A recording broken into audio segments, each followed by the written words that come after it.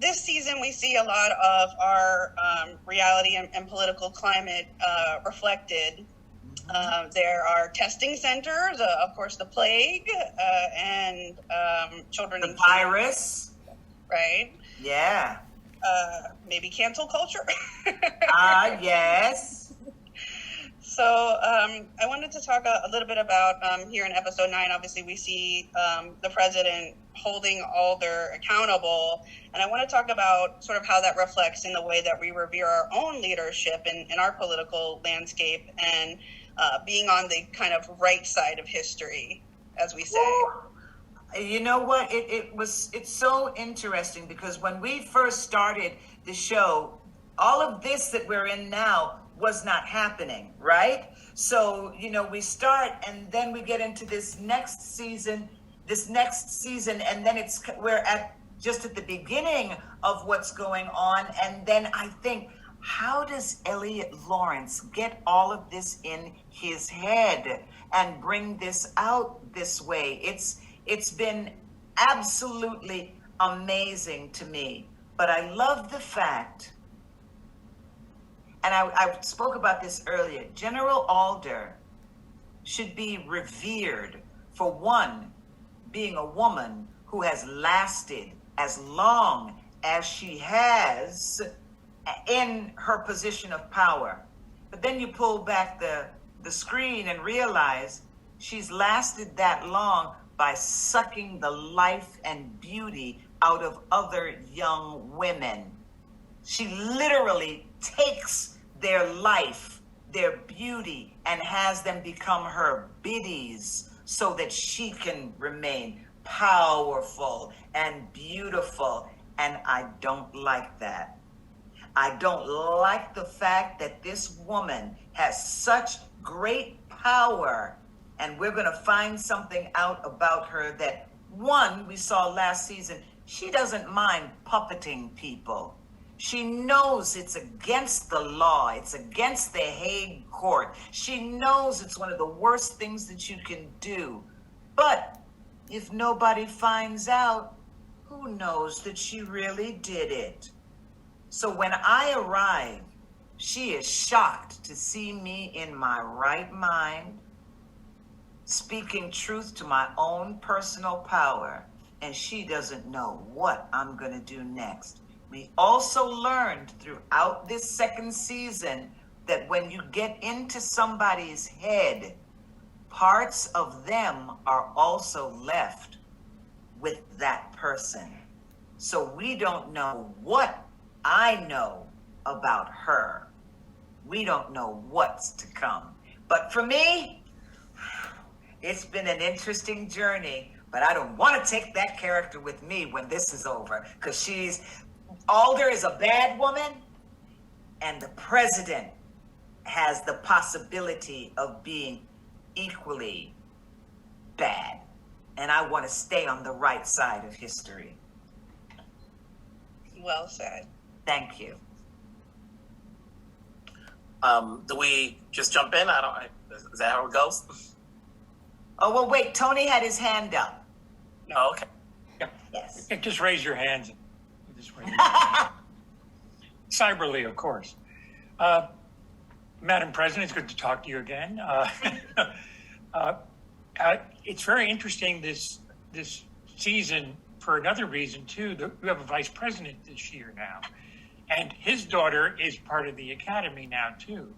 So kind of tease us a little bit about that relationship and how that's going to go. There's potential for some conflict there, I would think. Woo! Yes, my dear, you are singing that right song. There is some potential for some great conflict. And I want to know just how well is this man going to behave? Is he going to behave? Is he a good father? Is he a good man? We've already seen he does not want his daughter to be one of those people. He does not want her to be a witch. No. How's he going to handle that? I guess we'll just have to wait and see. I love the relationship between the president and Alder. I just think Boy, there's electricity every time the two of you are in a scene. It's really cool to watch. Thank you very much. I love working with Lynn. I mean, it's just like, I learned early in my career, chemistry. Either you have chemistry with your actors or you don't have chemistry. And when there is real chemistry, it just sparks off the screen. So I was shocked when it just happened, and it was amazing because we didn't know each other. We'd never worked together before, and we didn't even rehearse with each other. Wow. I landed, I went to work, I met her, and we just started working, and that was that. Awesome. Thank you. Thank you. Go ahead, Wilson. What's up? Now, so obviously, you're comfortable playing the president. What goes into it? Is it the hairstyle, the voice, the closing? When somebody plays a president, whether it be on TV or film, they have to have a certain stature, to the point that we, the audience, buy them as that type of leader. And you've now played it several episodes. So now, are you comfortable, to the point where you feel yourself as president? You know what? I felt myself as president that very first episode. Elliot Lawrence wrote an incredible character for me, and the moment I read her, she resonated with me. And I am amazed at how, taking on this character, I change. And it's so strange to me because it's real. And it's when I see it on screen, I'm like, whoa, do I look like that? This woman, President Wade, she has a dark persona. I'm a happy person. She's not that happy. My voice is higher pitched. Her voice is lower pitched.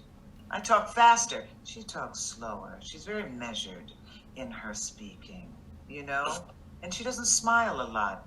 And when she does smile, it's almost like a dagger that she's... Now, was this something that worked with you in terms of, like, when you were doing your scenes, or this is something that, like, maybe if you saw, your dailies, it's like, oh, maybe I can do this and so forth? We don't see that. It's working very, very fast, because we go to work, we shoot it, they start editing right away. So we're not seeing dailies or anything like that. I come in recurring, so I'm not rehearsing with the ladies. I come in, I land, I go to work. So it's either it's there or it's not there. And I guess Elliot trusted me to just bring it because it's really me interpreting what's on the paper. And I can see it in my face. When I saw me get out of that car, I was like, whoa. It took me back, and I'm acting it, but I did not see it. So I'm fascinated about this. I'm fascinated about this character, and I believe there's some sort of witchery in there because it's just like, wow, I can really feel that. And she's not your normal type of politician. That's a deadly politician. She's not, we see politicians, we've seen them play badly and we've seen them play good. She's a cross in between the two of them. And that to me is very scary. Okay. Yeah. What's up, Megan? I was just about to say, we have a lot of, basically in the last couple of years, we've seen a lot more women taking on the president role, especially now that we have a female vice president. So in retrospect, with a lot of girls growing up, they're seeing more women taking on these powerful roles. How does it feel for you to be one of those women now that's stepping into the Madam President role? For me, it feels great. I mean, I literally think about 40 years ago being on Broadway doing Dreamgirls and little black girls sitting in the audience looking up at me thinking, wow, that's the first time they're seeing that on stage. And some of those girls have grown up now and they tell me about what it felt like to see me up on stage perform what they wanted to become. So when I think about some of these young girls now seeing me as the president, and I really try to talk my truth to power and tell young women, run for office. Run for office. Serve your community. I don't care if you're going to run for superintendent of the school board, the school system, the head librarian. Serve. Learn how to take up space in the world. Learn how to use your voice, because your voice has power. Use it. You know, right now in my own personal life, I'm running for vice president of the SAG-AFTRA union, you know, to use my voice because I want more and better for my union. So I encourage young women all the time, go do it. Go take on the work. It's not easy, but do it.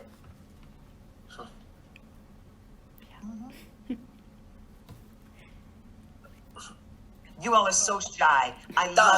I've never met shy journalists before. Sometimes you wonder, okay, I'll jump in here.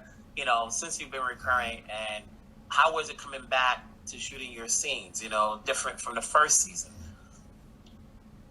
Ooh, was it different? I don't think it was any different other than we now had a corona mandate. Now we had to work around masks. We had to work around testing. In order for me to do it, I had to go up there and give up 2 weeks of my life in absolute quarantine by myself. But I loved the show, so I did it. And I did it twice, which was crazy, but it was worth it.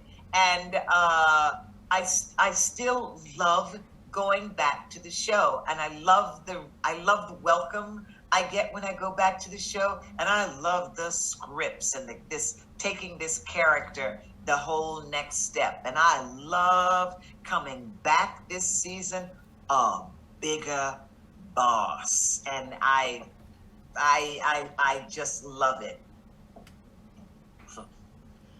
Well, you talked a little bit before.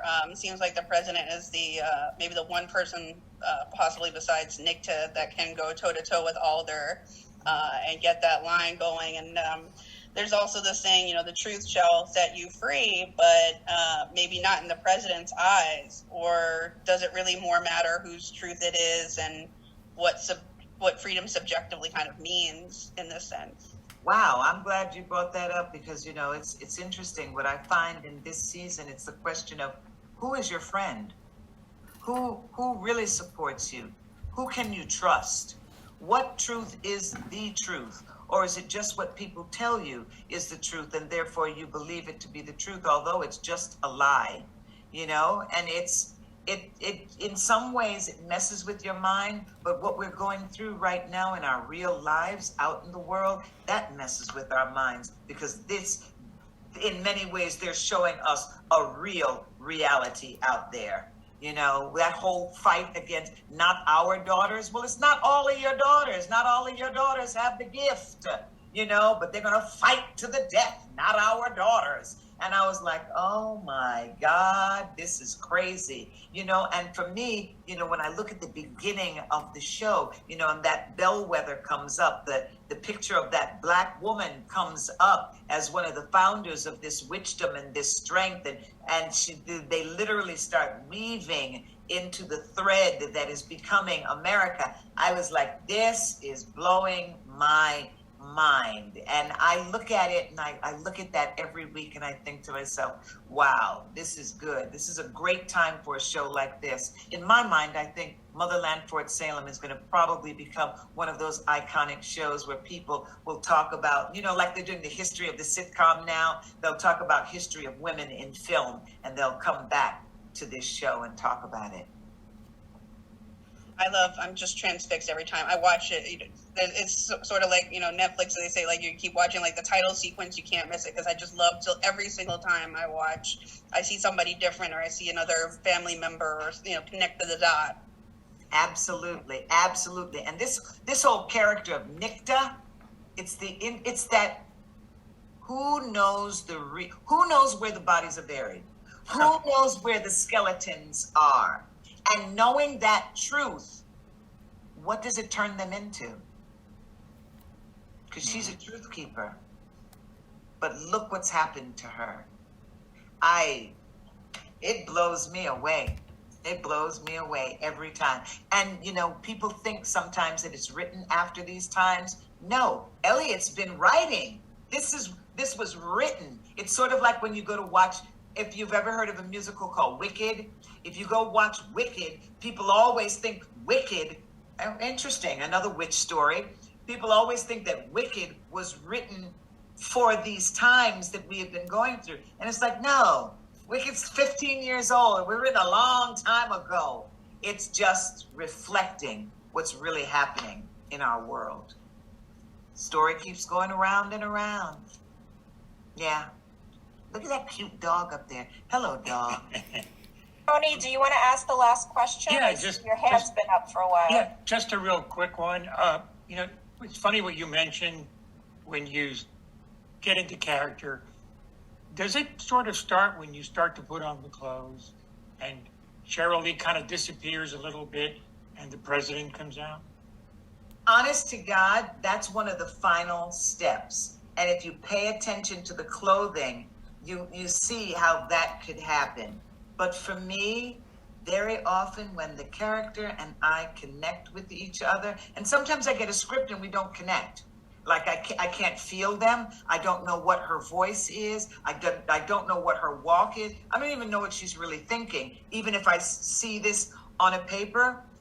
But when it's written well and you read it and all of a sudden everything starts to change and you start to settle into it, when they first put on that buttoned up to the collar jacket on me, and everything is custom made for you to give you that rigid look, because we're stuck in time, even though we're in the future. You know, I'm the 45th president, but it looks like we're in the 1950s because we don't have, you know, things like digital media and things like, you don't see computers and stuff like that in the show. So, you know, we come from a military background, and when they put all of that on me, I was just like, oh my God, here we go.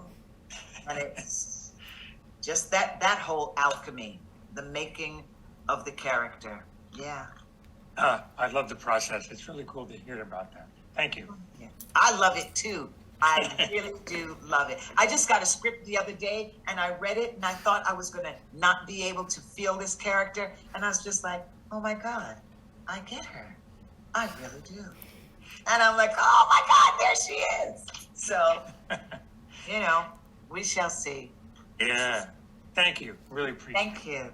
Well, thank you, everyone. That's our time. Thank you, Sheryl, Thank for you. your time and Thank your you loveliness. all. Stay well. Yes. And all of you too. Thank you. Okay. Definitely. Bye-bye. Bye-bye.